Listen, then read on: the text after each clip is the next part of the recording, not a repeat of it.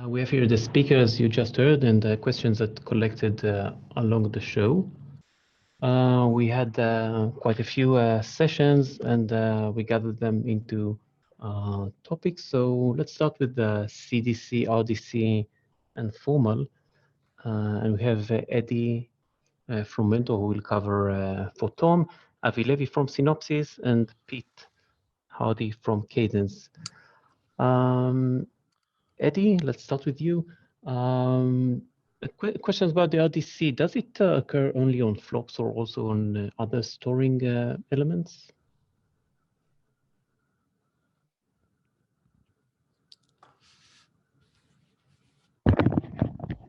Can you hear me?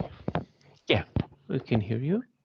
So RDC is exactly the same as CDC. The source, the root of the problem is a metastability.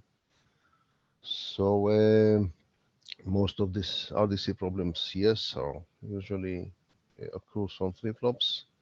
We also can identify several problems that, related to reset ordering, which is a little bit different types of problems.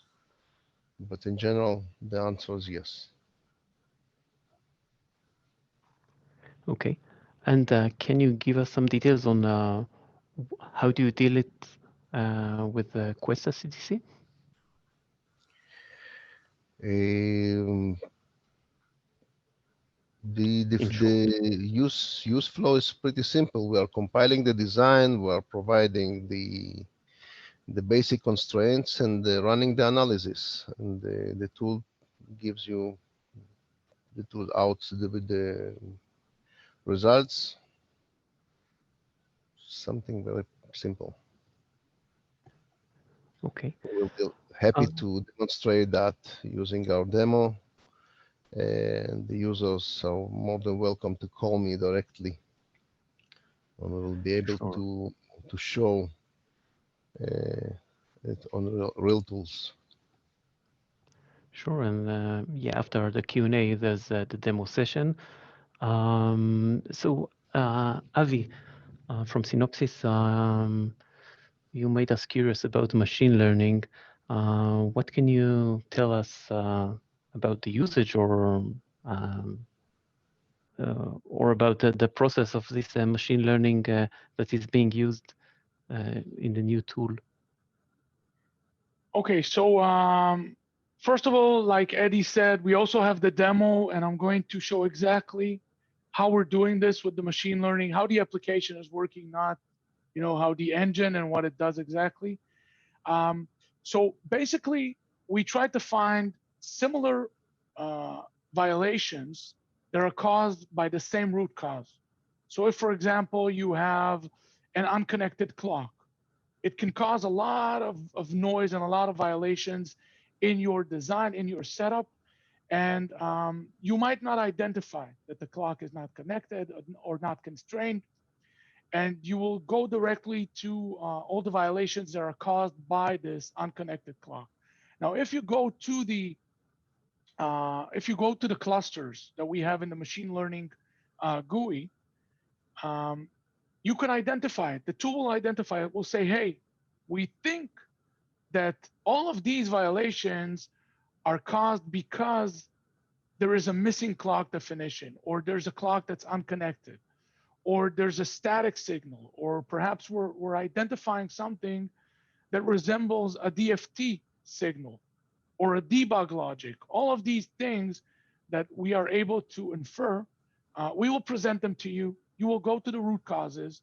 You can also see in the same cluster what violations it's going to clean up. And then you can decide, you can say, oh, you know what? Yeah, the tool is right. This is indeed a clock that I forgot to define. So I'll go and constrain this. Or, yeah, these two clocks are supposed to be synchronous. So I made a mistake. I defined them as asynchronous, and I'll fix that in the constraint. And I'm hoping that the violations that are caused by this problem will be cleaned. That's, again, the gist of it. And I have the demo exactly is going to show how it looks like. Okay. One question that was raised during your presentation is about the migration from VC, from Spyglass to VC, but then backward. Can it be, is it possible to go back from VC that we already started to work with back to Spyglass? So the simple answer is no. There is no option to go back. But the question is, why would you want to go back? I mean, if you're going to migrate to the new platform, first of all, I can assure you, you're not going to want to go back because you have everything you need there and more. So everything you're accustomed from Spyglass will be there. And so no, you cannot go back and you don't want to go back, actually. Okay. Now let's go to Pete and Jasper checks. So you mentioned the auto-formal checks that it can easily be used by designers and no properties need to be written. On the other hand, you mentioned that for some checks there's a need for constraints. So what's your recommendation and what kind of checks need extra constraints and which one don't? Right, sure. Thanks, Gilboa. As you know, you're a formal expert yourself. You have no problem with writing properties. And for most of the autoformal checks, the properties are auto-generated from the RTL. So it can be very easily adopted. Yeah, indeed, constraints are necessary for the autoformal checks. Most of them just need clock and reset being set up, and that can be set up natively in the Jasper tool and various other ways of setting up clock and reset can be imported, including SDC. So that bit's very, very easy. The piece that needs real formal constraints is actually the live lock and deadlock checks in FSMs. That needs fairness constraints to be set up. And actually those are auto-generated by the tool. So as long as you accept what is auto-generated by the tool, then again, you need no formal knowledge even for those live lock and deadlock checks. But we do find that some users want to play around with with those constraints. And that's going to need a little bit of formal knowledge if you want to dive that deep. But basically, everything is automatically done for you by the tool. Okay, cool. Let's move to some questions on prototyping and our hardware emulators, and maybe we'll turn back if time allows. So we have here Idan and Yair from Synopsys who just presented. Idan, let's start with you on the Zebu emulation solutions. What are the debug features, the main debug features for users to debug failing scenarios? Hi everyone. So as we discussed earlier, Zebu provides a set of solutions to test the different interfaces and memories. Regarding debug, so user can enable during runtime of all those solutions a rich set of debug features in order to root cause quickly the potential failure. The debug features can be DPI system monitors to zoom in into the correct window of time, up to a full waveform of the entire design, waveforms that can be loaded on Hardee. And in addition, user can set different triggers on hardware events and use system Verilog assertions in live in a full megahertz speed of emulator. So there are many debug features, and the focus is really a quick turnaround time to reach out on the root cause of the issue from the billions of cycles runs. Okay. Yair, about the prototyping platforms, Question about the frequency that you can get on these platforms. Yes. Hi. The frequency actually is more design dependent. Our platform plus the proto compiler tool gives you the optimal condition in order to get the most from the platform and the most from your design. Actually, it's depending on the number of signals that's crossing in between the FPGAs. We have a very unique feature named high-speed TDM in order to serialize and deserialize the number of signals. Let's say that you have thousands of signals that you need to pass in between FPGAs. Firstly, we give the most of the IOs to the user in order to give the maximum bandwidth regarding the number of IOs signals. So this is the bottleneck that will reduce the frequency, but out of the blue, we are talking about between 5 to 10 megahertz for huge designs, and you can get more than that. And for a very big design that use the high-speed TDM feature, it's depend on the ratio. So it's mainly more on the design dependent. But we have also a synthesis that is the timing-driven synthesis using this engine, and also the partition to be timing-driven. So yes, I cannot say number, but it's mostly depending on your design. Yes. Okay, so that leads us to the next question about multiple FPGAs and the timing engines that you need in order to calculate the timings between the FPGAs. What can you tell about that? Yes, in order to give you the frequency, the system frequency that you can get, of course, as much as you can use more and more FPGAs, the frequency can be reduced, but it's still multiple by millions than simulation and also for then emulator platforms. This is the main added value of our system. As for the system level timing result, we have a tool that gives you the static timing analysis, and it's include all the path of this timing component from the flip-flop in one FPGA through the connector, through the cable, to the flip-flop in another FPGA.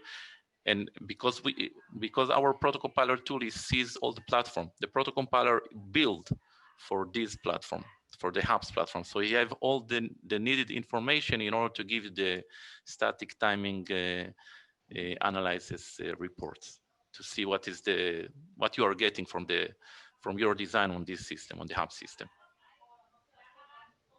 Okay, thanks.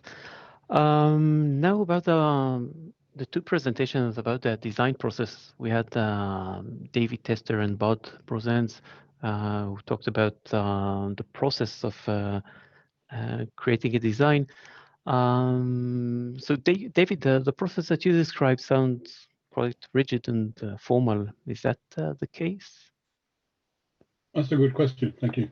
The short answer for EnSilica is no. I mean, we do follow, we rigorously follow the process that I described. The objective ultimately is just to ensure that the custom chip that we've developed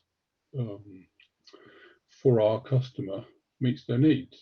In the end, all we're actually trying to do is reduce communication risks around the definition and specification of the ASIC,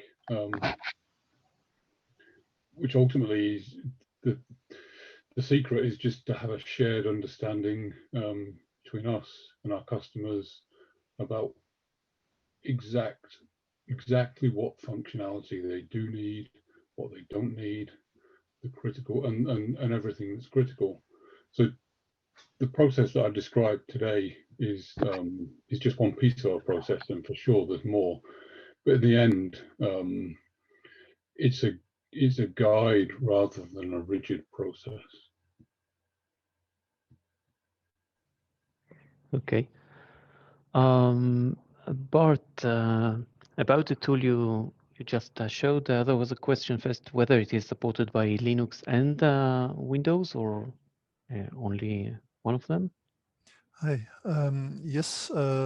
So any OS on which you can run Eclipse will be able to run Sigasi on. So we have downloads for Windows, Linux, and also Mac. Okay. And you've shown us technology that already exists for a couple of years. So what are the next improvements that we're expected to see? Yes.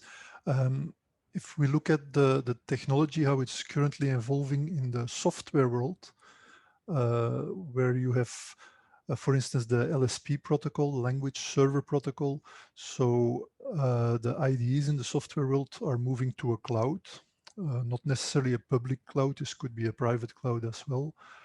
So we expect that also in the hardware development world, the front end, so the IDE, will move to a cloud-based environment. For instance, VS Code is a very popular editor. So if you have the language server protocol and a language server in the background, you can use other solutions than that. So that is something Sigasi is also working on. Okay. And do you use it also for teaching languages like VHDL, Verilog? Is it something that is done in school, university, or some companies for training? Yes. So since we do check the syntax while you're typing, that's of course very useful both for professionals and for students. And I think students will be a lot faster in learning Verilog or VHDL.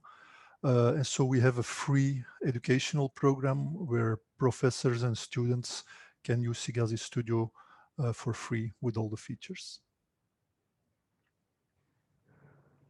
Okay. So I see that we don't have any other specific question.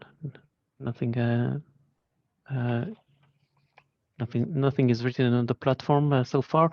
But anyhow, most of our presenters are going to be in the demo session. So thanks. First of all, thanks for all of the presenters, and thank you, the audience, for joining the front-end design and verification track.